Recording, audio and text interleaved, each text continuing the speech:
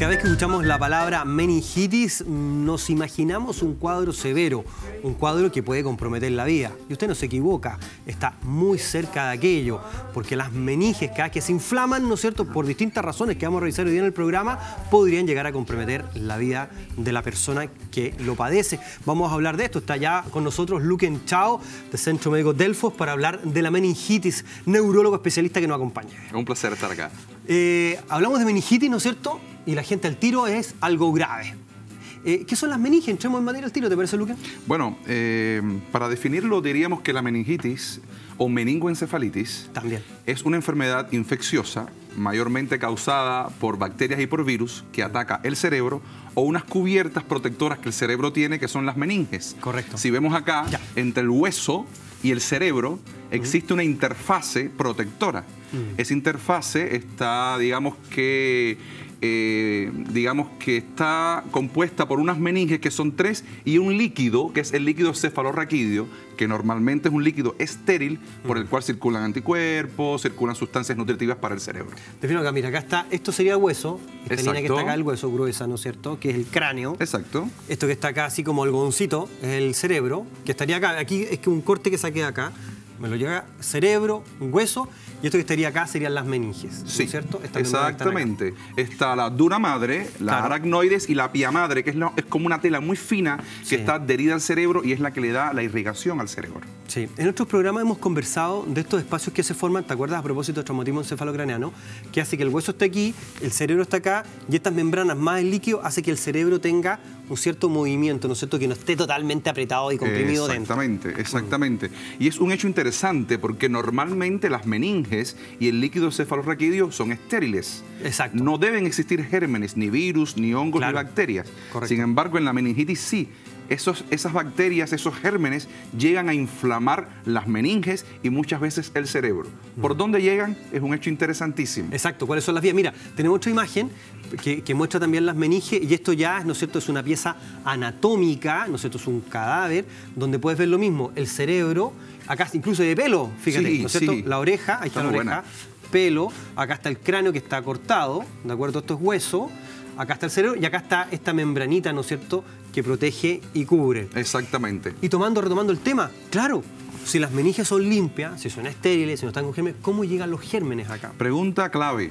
Generalmente, o sea, puede existir un traumatismo cráneoencefálico, una fractura de cráneo, y por contigüidad puede infestarse la herida y las bacterias tener acceso a las meninges. Golpe aquí. Una fractura. Solución de continuidad, exactamente, y los gérmenes pueden contaminar las meninges y a la vez el cerebro. Correcto. Pero curiosamente no es la causa más frecuente de meningitis. La causa más frecuente de meningitis, o sea, los gérmenes, llegan al cerebro por la sangre, sin que exista fractura y sin que exista, digamos, ninguna lesión que favorezca esto. Correcto. ¿Por qué? Porque normalmente los gérmenes, las bacterias más frecuentes en la meningitis son hospederos, o sea, habitan en la nasofaringe en las personas normales. Correcto. Y después de infecciones, de catarros, influenza, etcétera, se produce un daño en esta mucosa de la nariz y de la faringe y estas bacterias pueden romper esa defensa, pasar a la sangre y secundariamente, como están en la sangre y la sangre recorre todo el cuerpo, entrar al cerebro vía sanguínea. Fíjate que la medicina tiene muchos factores que se van conjugando para que se produzca finalmente una enfermedad. Y acá tenemos dos agentes que son importantes. Primero, ¿no es cierto?, nosotros como ser humano, como huésped, ¿no es cierto?, si nosotros tenemos, déjame jugar aquí con algunas variables, ¿no? Si tenemos las defensas bajas frente a una pequeña infección, podemos tener un resultado así. Por supuesto. Y al revés, podemos tener buenas defensas, pero si la infección es muy grande, y aquí corrígeme, una sinusitis muy grande, por ejemplo, que no ha sido tratada bien, que no ha sido cuidada con tiempo, podría entonces llevar a esto. Entonces se van combinando cosas, ¿no? Exacto. El grado, la virulencia de los agentes que me atacan y la cantidad de defensas que tengo yo para defenderme de esto, exacto, ¿no? Claudio. Es como una balanza que tiene que mantenerse equilibrada. En este lado las defensas y en este lado el cuidado de las infecciones. Claro. Puede ser que una defensa normal con una infección muy grande pueda traer como consecuencia una meningitis. Correcto. Sin duda alguna. ¿Quiénes son, pensando en este ejemplo de la balanza, quiénes son las poblaciones o las personas más susceptibles de poder tener una enfermedad así? Bueno, sin duda son en las edades extremas, digamos, los niños a edades muy extremas, o sea, los lactantes, los neonatos y los pacientes mayores de 65 años. Correcto. ¿Por qué? Porque desde el punto de vista de sus defensas tienen un sistema inmunológico que puede estar inmaduro en un caso y deficiente en el otro. Por tanto, incluso las etiologías, o sea, los gérmenes que provocan meningitis no son los mismos en todas las edades.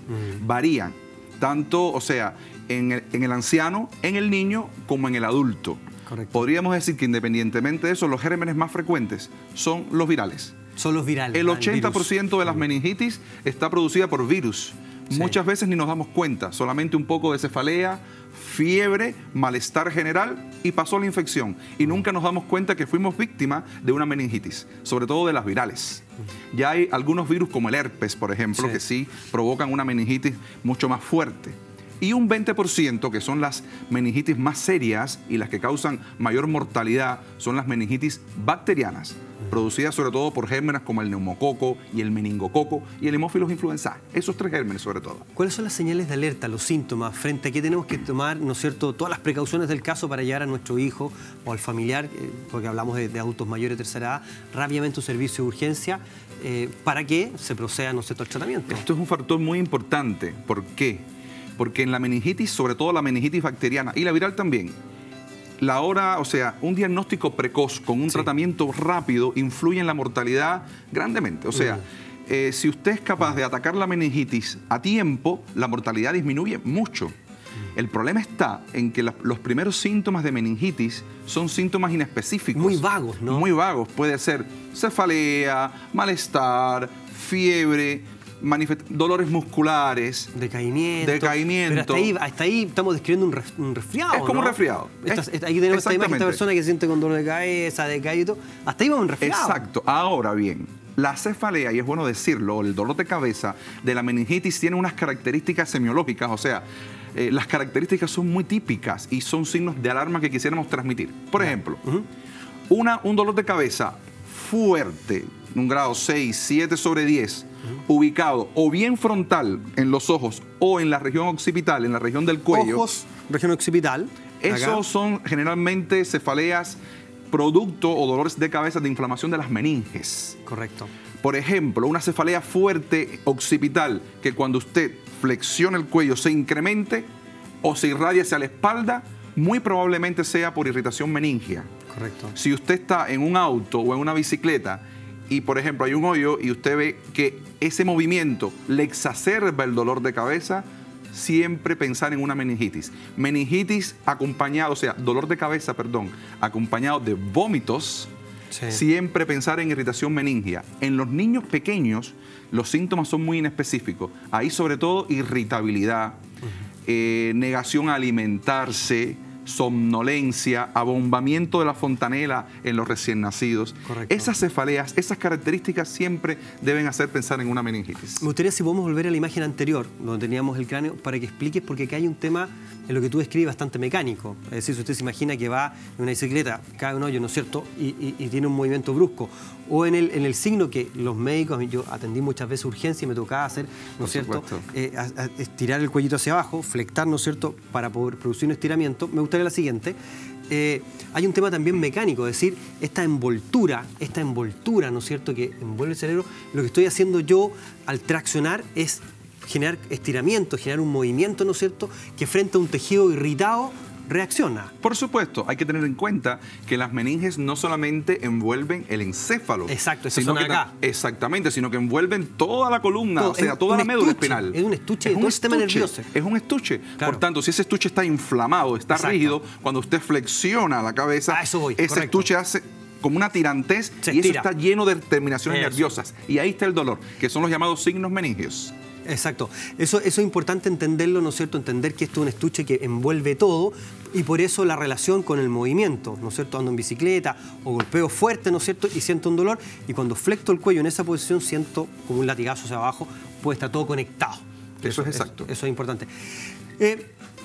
Llevamos a nuestro hijo o a la persona que está afectada al servicio de urgencia. La detección de esto, ¿en qué consiste? Ya hablamos del examen físico. ¿Hay exámenes que permiten hacer el diagnóstico preciso de la meningitis? Sí. Una vez que se sospeche desde el punto de vista clínico por estos signos que hemos hablado, que el paciente, tanto un niño como un adulto, pudiera tener una meningitis, hay exámenes que se deben hacer muy rápidamente. Uno muy específico es la punción lumbar. ¿Qué es la punción lumbar? Es sencillamente con una aguja, digamos, con un pinchazo, acceder al líquido cefalorraquídeo que normalmente se encuentra en las regiones lumbares. Bajo, sí. Estamos viendo que ese líquido cefalorraquídeo es el mismo que circula por el encéfalo. Claro. Por tanto, si hay una irritación de las meninges, ese líquido va a estar muy lleno de proteínas, de células blancas, incluso de gérmenes. Y se puede hacer un diagnóstico inmediato de la meningitis y tratarlo inmediatamente. Inmediatamente. Sí. Fíjate que dentro de los síntomas quería hacerte una pregunta, porque hablamos de los signos de irritación, dolor de cabeza, hablamos de todos los síntomas vagos, hablamos de la precaución que hay que tener cuando esto se asocia a náuseas y vómito, fiebre por un lado, pero hay un signo que es manchas en el cuerpo. ¿Cuándo podrían presentarse algunas manchitas en el cuerpo, en la piel? Eso es importante. En Chile, hasta los años 80, 90, la bacteria más importante era el meningococo, pero del tipo B. Pero hay una bacteria que es letal, que es el meningococo, una cepa importante que, por cierto, surgió en los peregrinos a la Meca, que es la W135. Hoy en Chile es la cepa fundamental de meningococo que se encuentra y desgraciadamente es la más agresiva.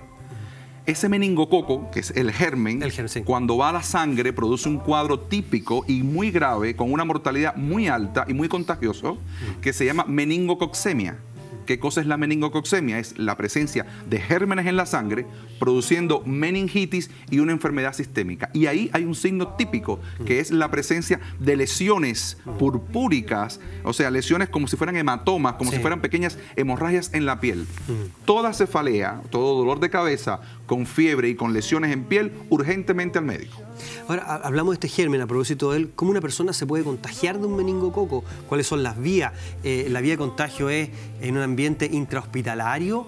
Si estoy fuera de un hospital, en mi casa yo me podría contagiar un meningococo. Quiero hacer la diferencia con otros agentes que son de más fácil contagio, ¿no? Que pueden ser desde un resfrío, ¿no es cierto? Pero el meningococo, si podíamos echar un poquitito de el meningococo, bueno, puede transmitirse de las dos maneras. Intrahospitalario, pero curiosamente las mayores, o sea, la causa fundamental, o sea, las infecciones fundamentales son extrahospitalarias.